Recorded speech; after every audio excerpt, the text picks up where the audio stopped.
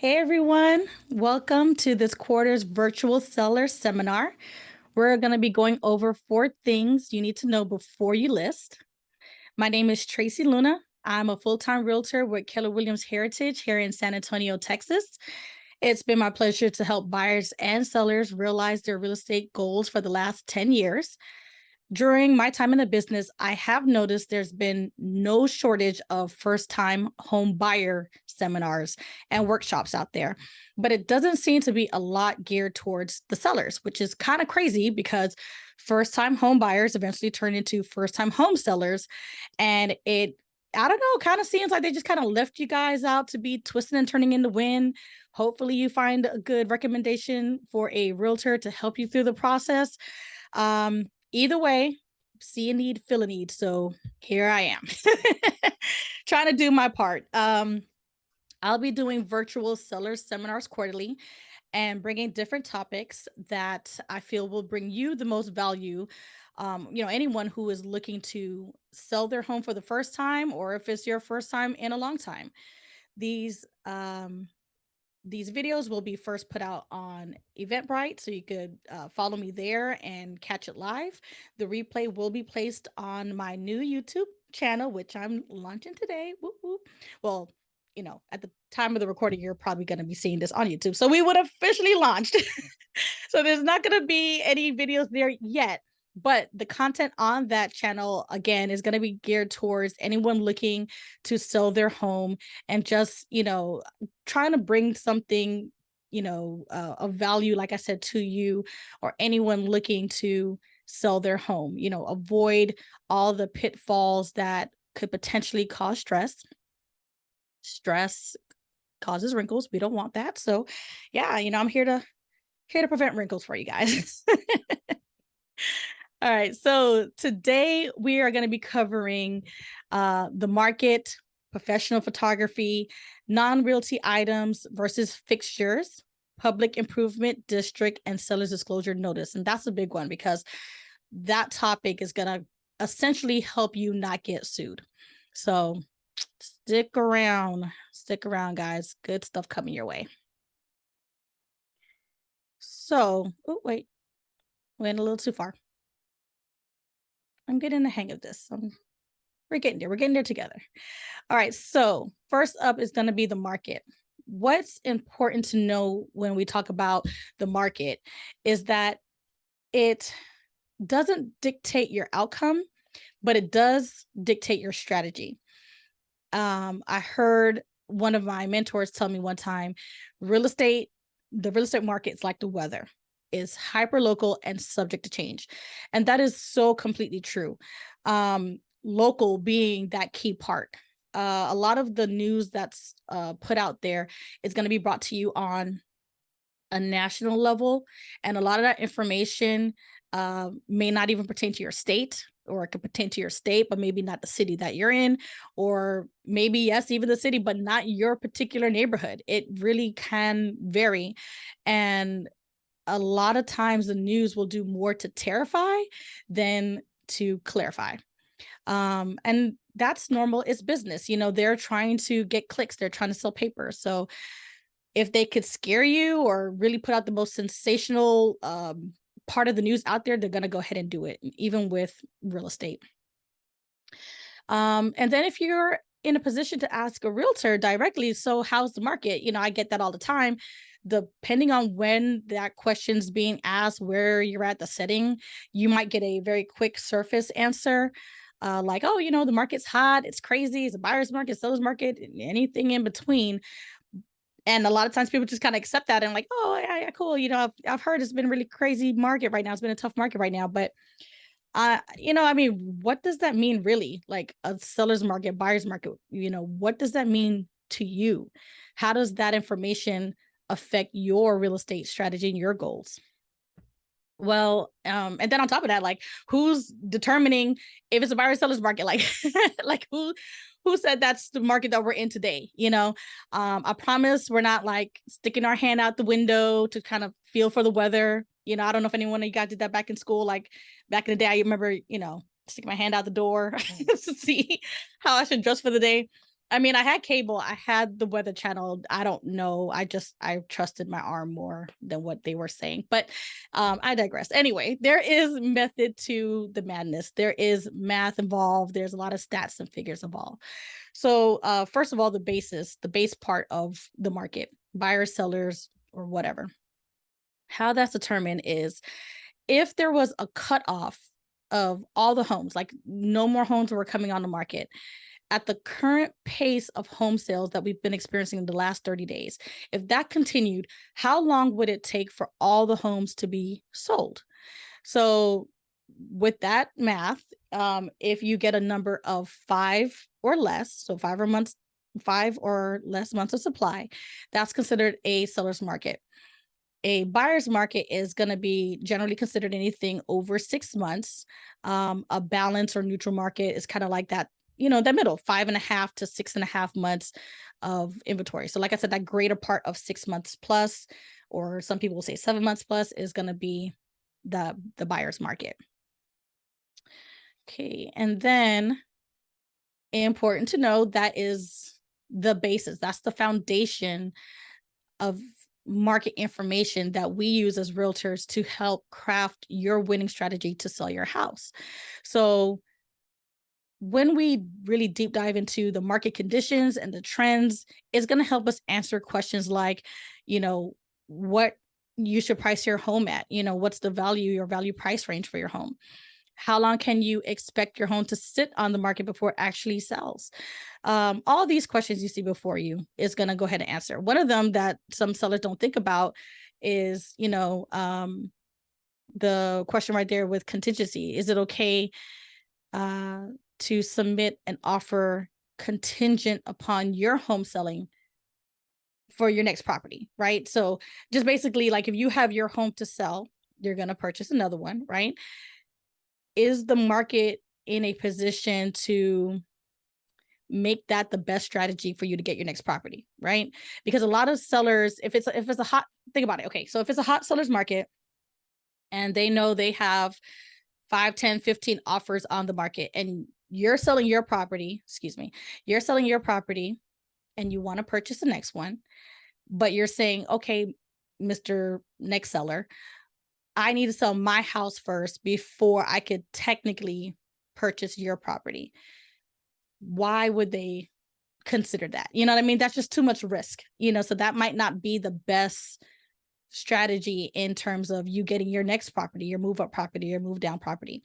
So anyway, just the point is, there's a lot of things to consider when we talk about the market and where you are in it and how to strategize not just the sale of your home, but the purchase of your next property. So here is going to be a snippet of a market report that I like to use for my buyers and sellers. And I just want to point out a couple things here. So this snapshot, as you can see, is taken in the month of August. And what we're seeing here, let me get my cursor. 1 second, guys. Okay. So when you see August last year as compared to August this year, the amount of homes being sold is down. Okay.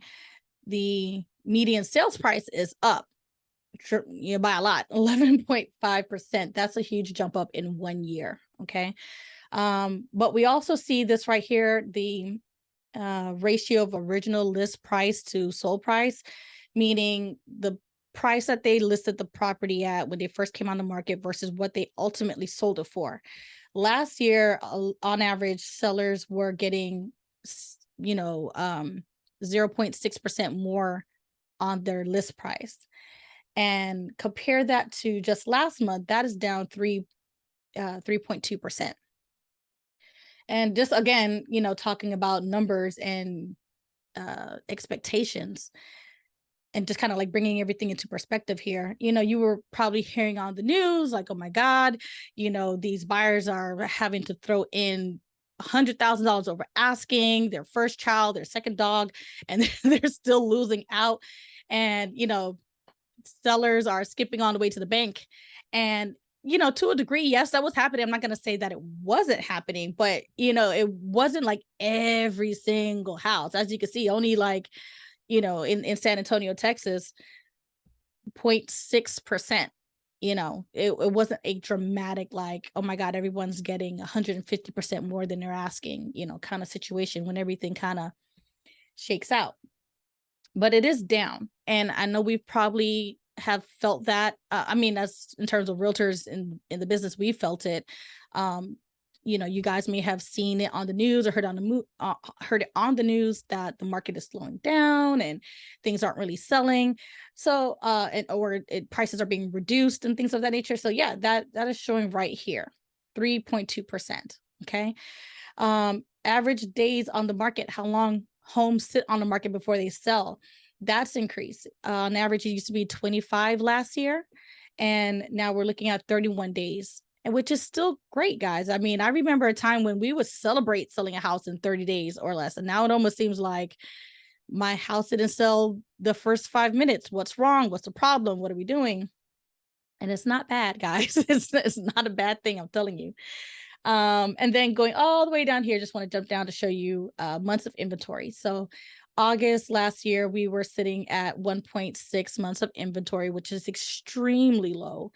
And we've gone up 64.3%. And, of course, that's how the news is gonna tell you that 64.3% we've gone up. But what does that look like? It raises it to 2.6 months of inventory. That's nothing. Like I said, 5 months or below is considered a seller's market. So really all this shows me is that the market went from white hot to red hot. It's still a seller's market, guys. It's still a seller's market. Yes, we might not be in a position to price your home like you would have 6 months ago, 2 years ago, where the buyers definitely had that auction type mentality. Like it really was crazy. It really was a crazy time in real estate, but that wasn't the norm. That wasn't a normal seller's market. We are shifting. You can see here by the numbers that the shift is happening, but it doesn't mean that it's a bad time to sell. It's still a seller's market. We just gotta, again, have current accurate information so that proper expectations can be set when you go to list your property. Another clip right here is going to show you the difference in terms of showings based on price points. So as you can see, homes in San Antonio in the month of August priced below $300,000. The showings for that was just head and tails above anything going over 350,000. And a couple things to think about with that, which kind of makes sense. The feds raised the rates, so the amount of mortgage or amount of money that a buyer can now qualify for, that's changed significantly. You may have buyers that still want to buy, but they still have a budget they need to be within. So whereas maybe in the beginning of the year with interest rates being in the upper 2s and 3 and lower 3s, they may have been able to purchase a home for $350,000 and compare that to interest rates, 5 and 6%. In order to keep the mortgage the same, they're going to have to get a lower price home, So yeah, there's not maybe as big a demand, but the buyers are still there.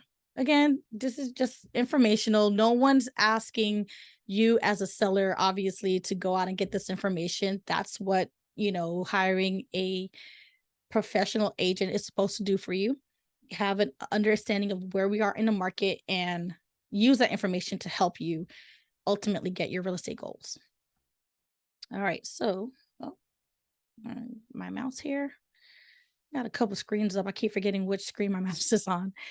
Okay, so professional photography.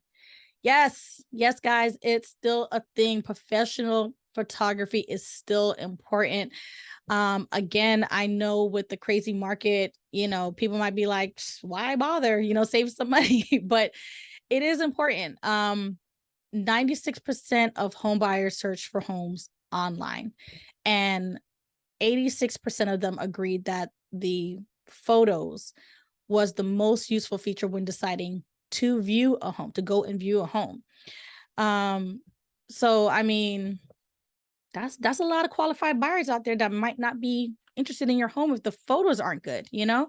If you have 4 photos and 3 of them are the exterior of your home, if the photos are dark and upside down and blurry, or your realtor's reflection is caught in the mirror, and I'm sad to say these are example I've seen in my own market. So yeah, that's not good, guys. Anyway, buyers are not going to consider seeing it, or it's going to be like the last on their list. So we don't want that to be the case with you. I know a lot of realtors and homeowners say, well, my iPhone Pro has better camera than some professional photographers. I hear you. The phone cameras are great. However, let me throw that question to you another way. What if you were getting married and you was going to hire a wedding photographer? Would you accept a wedding photographer that showed up only with their iPhone Pro and tried to convince you like, hey, it's just as good. It's just as good as not better? Yeah, probably not. That's, I mean, maybe I'm speaking for myself. That wouldn't work for me. And then on top of that, it's not just about the camera. The professional is going to know the angles and lighting to best capture your home and the features in your home to get buyers excited to want to stop and take a look, right? That's just facts, guys. I'm sorry. So professional photography is important. It's going to be the catalyst, the basis to a lot of your marketing, online marketing, print marketing, just a lot of things. Your home is going to be out there for the world to see. We don't want, unmade beds and toilet seat up. Like, don't do that. We don't want to see that. Get professional photography done. Okay. So, I do have a checklist that you guys can download, and I will make sure to put that link in the description section of YouTube.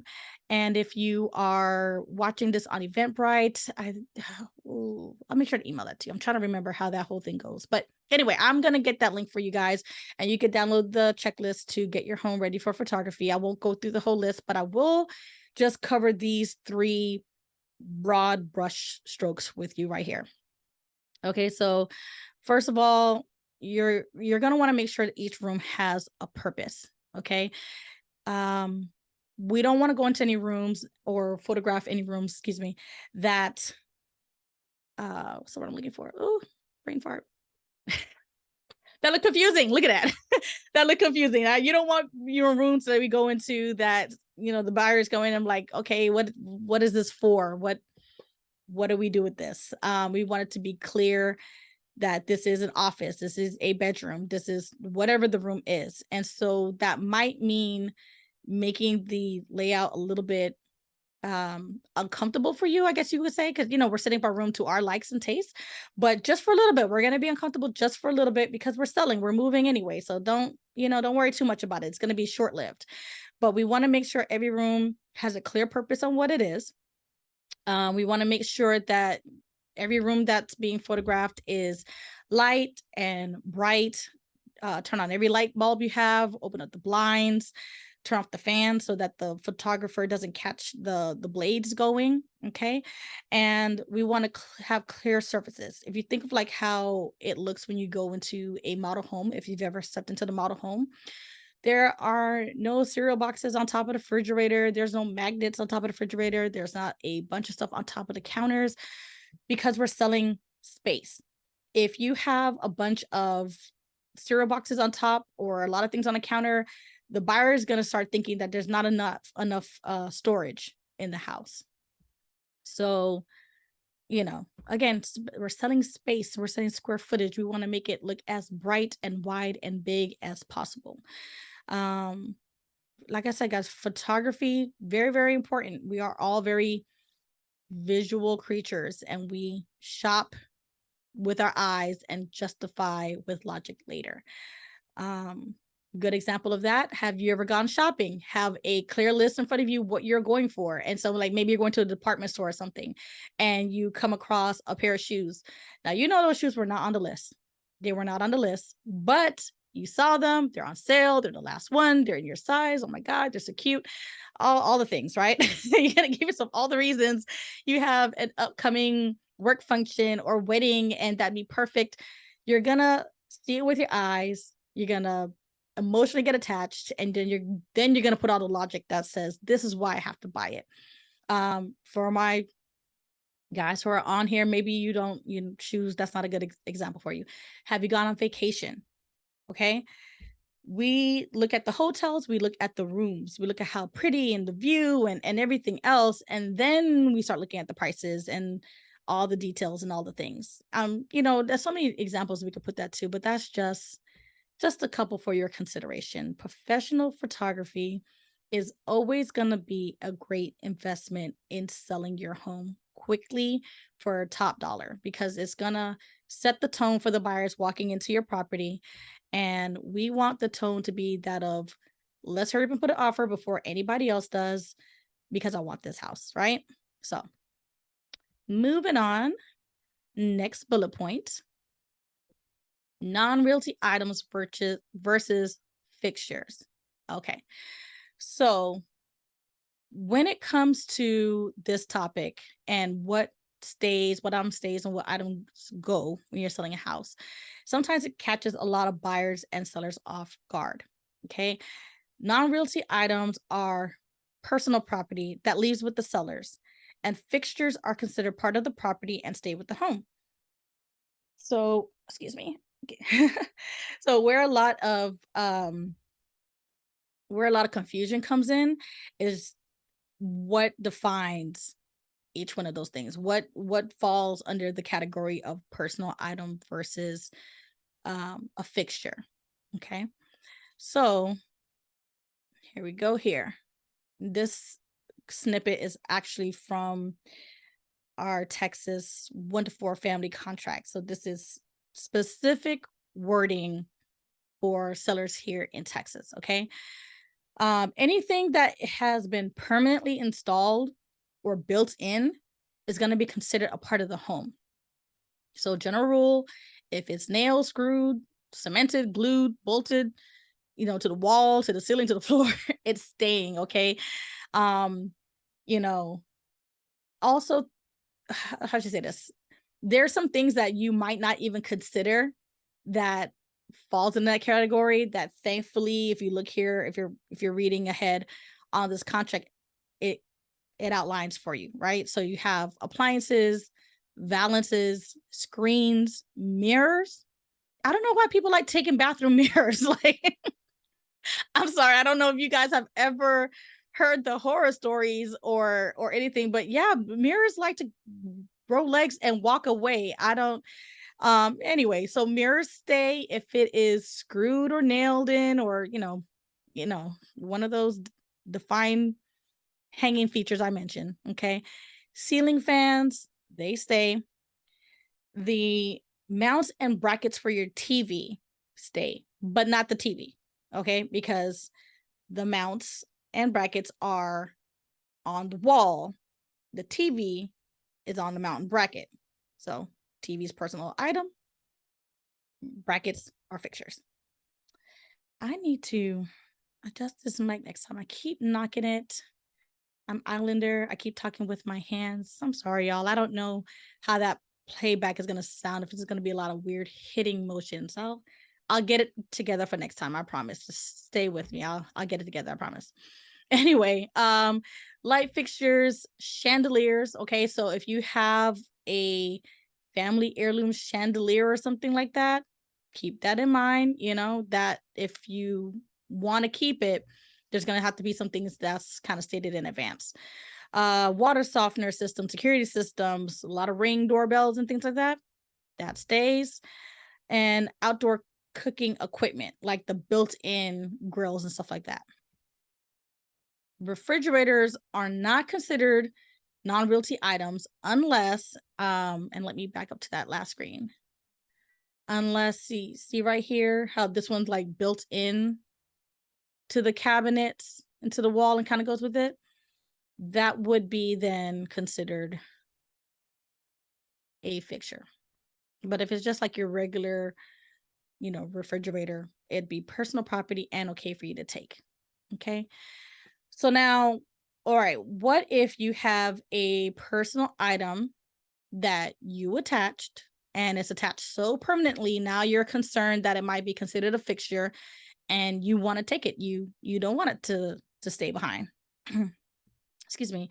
So what you'll have to do is outline that information in this part right here. Let your realtor know, and they will make sure to put in what will be excluded from the sale of the property. Okay. Let's see here. And excuse me for a minute. I'm just looking over my notes. I have a lot of notes. I just want to make sure I'm not missing anything for you guys. Because this is a topic really I could get lost in, and I don't want to get lost. I want to stay focused, stay on topic. Okay, so again, if there's something that you want to keep, go ahead and make sure your realtor listed in exclusions. Or if you're in a position just to remove it altogether, like before the photographer even gets there and the buyers fall in love with it, just remove it, replace it. If you have very expensive artwork, just replace it with something inexpensive or take it down altogether. Just it just needs to be expressed up front, and make sure when the buyer gives you a contract that is written into the contract, that's acknowledged that they are not taking with them grandma's chandelier, and your mirrors, your bathroom mirrors, whatever it is that you're keeping. Make sure that's there in a contract, because at the end of the day, the contract is gonna rule. So if you forgot to say, something that's considered a feature is not staying per the contract, it's staying. So anyway, moving on. Make a good time. Is that because I'm talking too fast, or are we just make a good time? Y'all let me know. If I'm talking too fast and you're watching this on the replay, let me know. Put in the comments, like, slow down a little bit. I know that has been a thing I'm working on. All right, so seller's disclosures. Okay, so in the state of Texas, I can't speak for any other state, but in Texas, there are going to be several disclosure notices that you as a seller will be responsible to disclose. However, today we're just going to cover two of them, two common ones, which is going to be the seller's disclosure notice and public improvement district. Okay, so starting with the seller disclosure. If you're selling a property that's 1 to 4 units, you're gonna have to fill out this form. This little section here is the seller's disclosure notice, and it's really simple. Don't overthink it. It's gonna be, as you see in the first section, yes, no, or I don't know. Answer what is factual. Don't put any assumptions on there. Okay, and then there's going to be information for you to expand on anything that you might have checked yes. Like if you did place an insurance claim, there's going to be a section for you to explain, well, what was the claim, and put all the things. Okay, if you don't know, just you don't know, and we can move forward. Your realtor cannot help you fill it out, and just fill out to the best of your ability. The seller's disclosure notice needs to be turned over to the buyers in a timely fashion. If you do not get them this information per the terms of your contract, like if a contract says they need to have this over in 3 days of being under contract, 4 days coming under contract, whatever it may be, if you don't give them this information, you could be giving your buyers an out, and they could cancel the contract on you and retain their earnest money just by not having this information up front. So I always suggest kind of fill it out before you even go on the market so that it's already ready, ready to go for the buyers. Okay. And then, another thing. Oh man, I just, this screen right here that's coming up, this slide. Guys, there's only 11 reasons where a seller may be excluded from providing the seller's disclosure. I don't know why there is so much confusion within my field about this. Again, I'm not expecting you as a seller to, just have this information readily available, but your realtor should. And I'm so sorry to say that, yes, there is still some confusion over it today, but right here, only 11 reasons why a person may be excluded from providing a seller's disclosure, and you not living in the house because maybe it was an investment property. That is not one of them. Okay. Even if you were an investor, something about the house before you purchased it, or if you had tenants move in there and if they had to put a claim of something, if they had water damage or mold and they put a work order in, you would know that information. You need to disclose it on the disclosure sheet as well. Okay. Some sellers get nervous about filling out the seller's disclosure because they don't want to turn off buyers. And I mean, to that, I say they're going to find out anyway. The buyers are going to find out, better to put this information up front and let them make the determination whether they want it or not. They understand that the home is not new construction. It's going to have some bruises, some blemishes. There's going to be things wrong with the house. They understand that. They just want to make sure they're not walking into a money pit. Okay. Because if you don't tell them, I mean, I have seen it so many times. They're going to find out. It's going to be during their inspection or after the fact when they close on the house. Is going to be your neighbors that love to talk. Okay. They love to talk. They will talk. They will talk unprompted. Okay. Somebody, saying is going to say something. And if it's found out later on that information was not disclosed to the buyers intentionally, then you can be up for a lawsuit. Okay. And the statute of limitation for that is 4 years. It's not worth it, especially since it's just a factual, this is what I know to be true about the house at this time. Just, save yourself the headache, sleep well at night, disclose. Not that deep, guys. Don't put yourself in risk of a lawsuit for something so frivolous. Okay, so when it comes to the public improvement district, as of September 1st, 2021, sellers are now required to provide the notice if your property does sit in a PID, okay, it's what acronym, you have to disclose that to the buyers before entering a sales contract with them. Okay. So first of all, what is a PID? Like what is that? A PID is a funding tool that developers and municipalities can use to pay for a set of services to improve a defined geographic area. So it could pay for infrastructures like landscaping, utilities, new roads and park, things of that nature. PIDs are becoming more and more popular as a lot more communities are being built up. A lot of builders are utilizing these types of financing tools.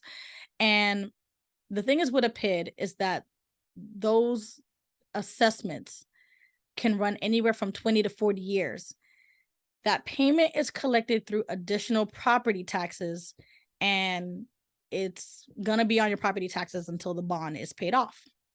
Like I said, it could be 20 to 40 years. So you have to let the buyers know up front. If not, again, buyers can come back and sue because of the additional cost to their mortgage through the additional taxes. And they have 5 years to do that. 5 years to come back and sue once they find out that the property is in what's known as a PID and that was not disclosed to them. And depending on when they find out this information, if it's within a couple days, they could what's the word? Oh, man, I need to take some coffee for this. They could cancel the contract. You may have to buy the house back from them, is what I'm trying to say. So like after closing, like if they find out after closing, like a day or two or something like that afterwards, they could say no, it's rescinded. And yeah, so again, we just want to avoid all of that and disclose. So how do you know if you are in a PID situation? Okay, so one, that information should have been, first of all, disclosed to you. If not, that's another thing. We won't get into that right now. But you want to go ahead and check your county taxes, okay, and see if when you look at the tax roll, what it talks about, the breakdown of the taxes, if it says public utility district and name of the taxing jurisdiction, it should be there. You can also search on the Texas Comptroller of Public Accounts website, which is listed here. And when all this fails, Google it.